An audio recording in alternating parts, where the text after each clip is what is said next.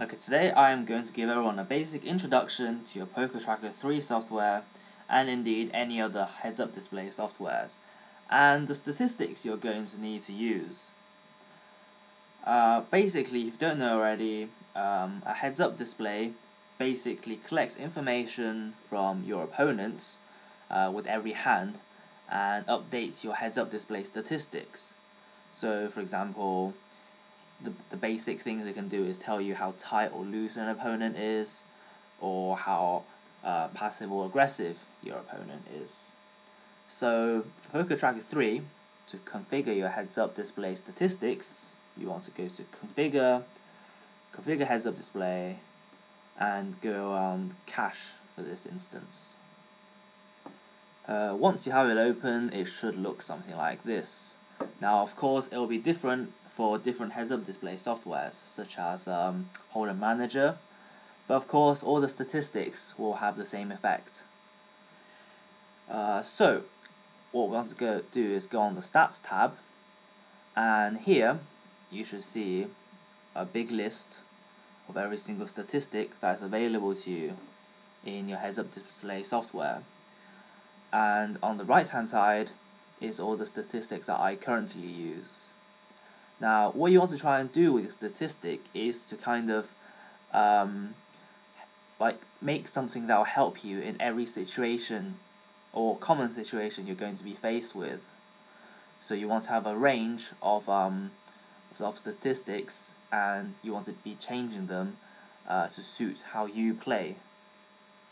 So here, this is just my heads-up display. Of course, you can change it however you want, but this is just what I'm currently using. So on the first line, I got VPIP and the pre-flop raise, as well as the player name. Now these are pretty standard statistics that everyone is going to need to have. The player name, just to avoid confusion, and the VPIP as a basic indicator of how tight or loose your opponent is, and similarly with the pre-flop raise. Now the VPIP just stands for voluntary put money into the pot, and just shows how willing your opponent is to play a hand. Typical numbers for the VPIP would probably range from 20 to maybe 50 or 60 if you're bumping into more fishy players. The pre-flop raise number, or the PFR, also comes as a percentage and tells you as a percent how many times your opponent would open raise after the action has been folded to him or her. So you would expect the pre-flop raise number to be lower than the VPIP number. So someone, a relatively tight player, would probably run a VPIP of 15 and a pre-flop raise of something like 13 or something similar to that. Anything lower, and I would consider that player pretty much a nit. Next, I have the total amount of hands that I have on this particular opponent. Now this is also a very important statistic, because different statistics takes different amounts of time to converge. For example, the VPIP statistic and the pre-flop raise statistic will converge pretty quickly, and what that means is it will give you accurate representation of the actual long-term VPIP and pre-flop raise statistic for that player pretty quickly. Whereas if you get to, for example, the 4-bet statistic, you might not even see a 4-bet in 100 or 200 hands, and it will take a much longer time to converge, and may need a good few thousands of hands before you can start to rely on that statistic. So if you're starting out, the pre-flop raise and the VPIP number is probably what you're going to be needing the most. Here I got the fold steal to blind re-raise statistic, which is a bit random, but I was experimenting with it, and yeah, so just ignore that. So to separate, to make a new line on your heads-up display, you can go to the Specials tab and add a horizontal line. Now this will just mean your heads-up display isn't really thin and really long, and it will display in a nice sort of rectangular box shape. So on my second line, I've got the 3-bet preflop and the fold to preflop 3-bet numbers, as well as the total regression factor frequency, and some 4-bet numbers. So all of these statistics will take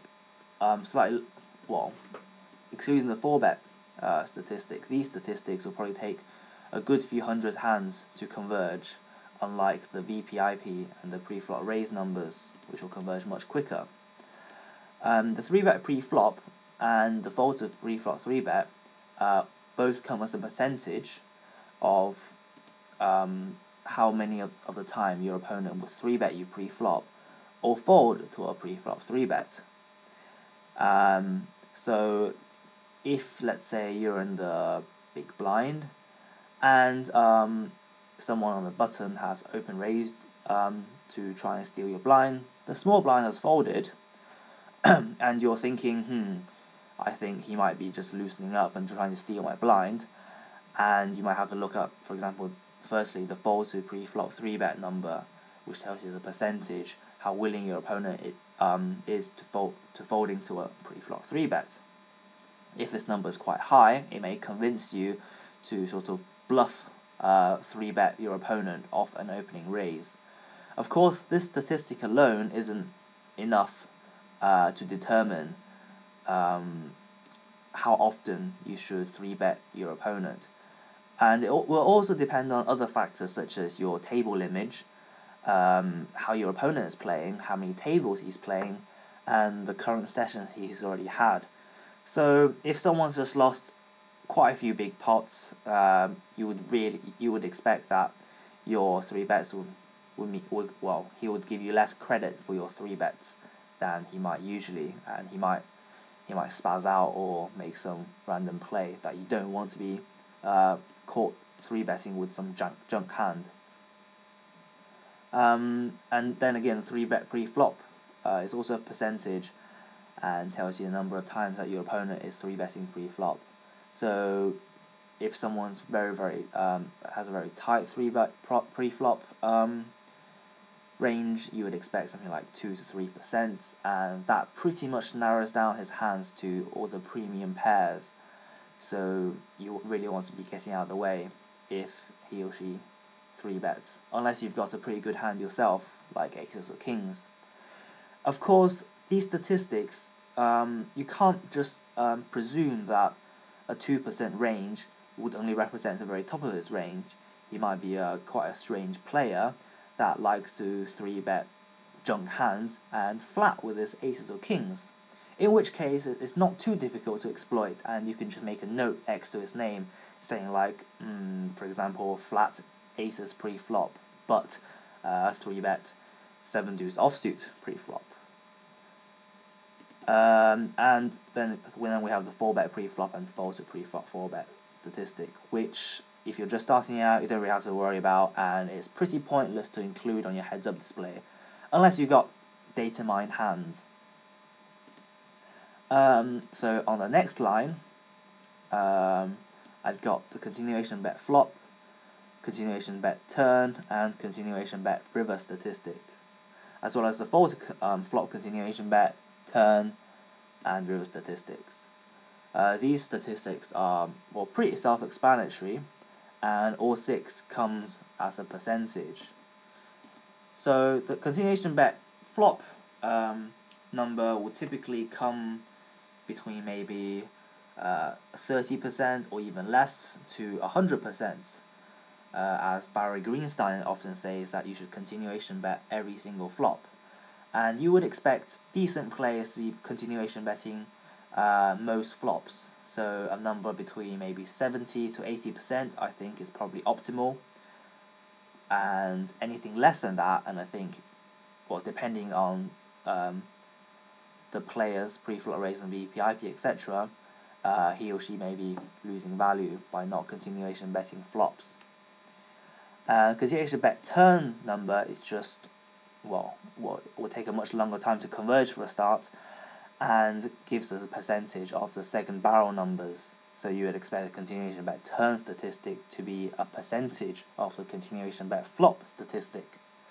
So if someone has a continuation bet flop of 100% over a decent number of hands, and a continuation bet turn statistic of 100% as well, and he's got a pre-flop raise, for example, of 30%, then you know that all 30% of his hands would continue on the turn, if that makes any sense to you whatsoever.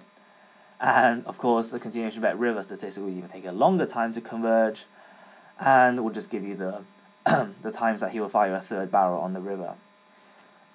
Someone with a relatively high continuation bet river and turn statistic, along with a pretty wide or pretty loose pre-flop range, you would expect to have rather weak hands at this stage, whilst if someone's got a low continuation bet turn and river statistic, as well as a pretty tight opening range, you would expect him or her to have much better hands, and so on.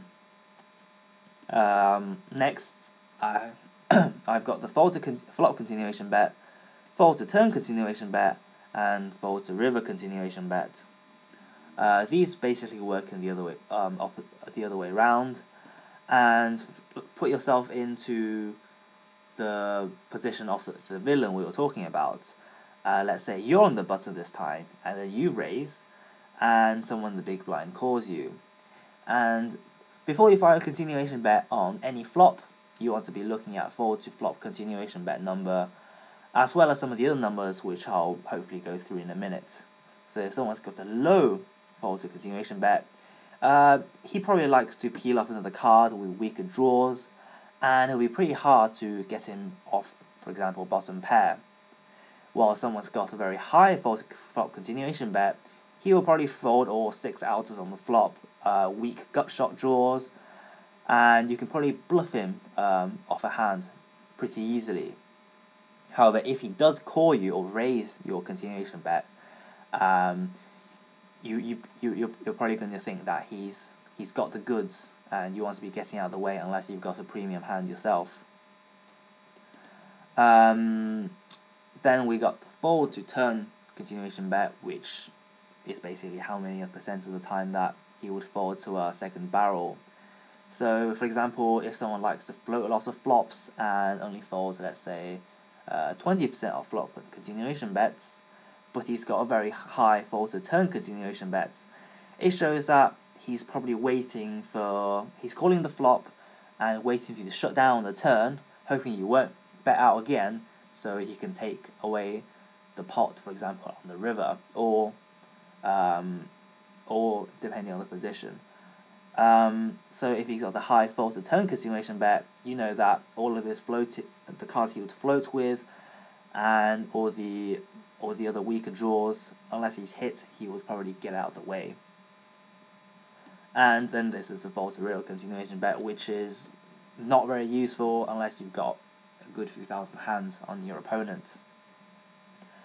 So on the final line, I got the attempt to steal, fold big blind to small blind steal, and fold big blind to small blind steal.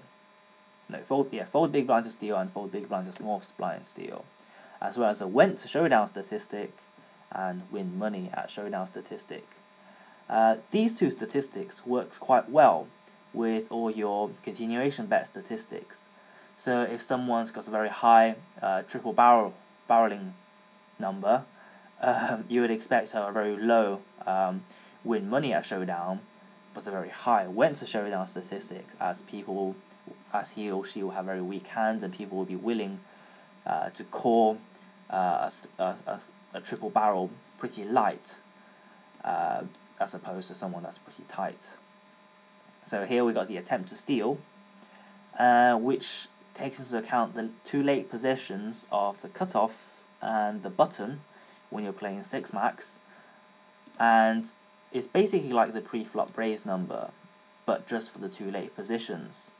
So when action is folded to him or her on the button or the cutoff, what percentage of the time he or she would attempt to steal the blinds. This works pretty well with maybe the 3-bet numbers.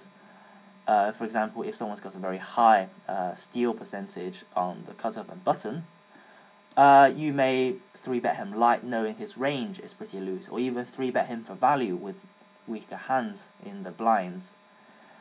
If someone's got a very low attempt to steal, you know this person is not loosening his range, and he's got his usual, you would expect people to have a wider range from late positions, and it might even be an indicator of a pretty bad player if someone doesn't loosen up in the late position.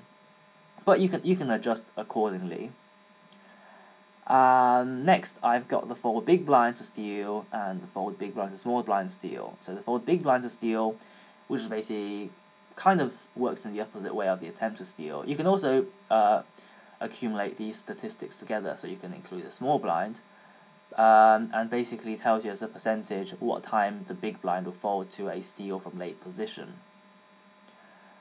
And next we have a very specific one, which is for big blind to small blind steal, which is specifically for blind versus blind situations, where the action is folded as a small blind, and basically I want to know what percentage of the time the big blind would fold to a small blind steal. Technically, your range should be the widest when action is folded to you on the small blind, even wider than your button range, in fact. And you would expect the fold big blind to small blind steal to be pretty low for a decent player. If it's pretty high, then you would want to raise every single hand in the small blind, because you know his range is just as good as yours. Right, I think that's pretty much it, and I hope this video has helped you guys. And of course, feel free to change these statistics, and these are just the ones that I currently use. Please check out my other videos, and I will see you guys next time.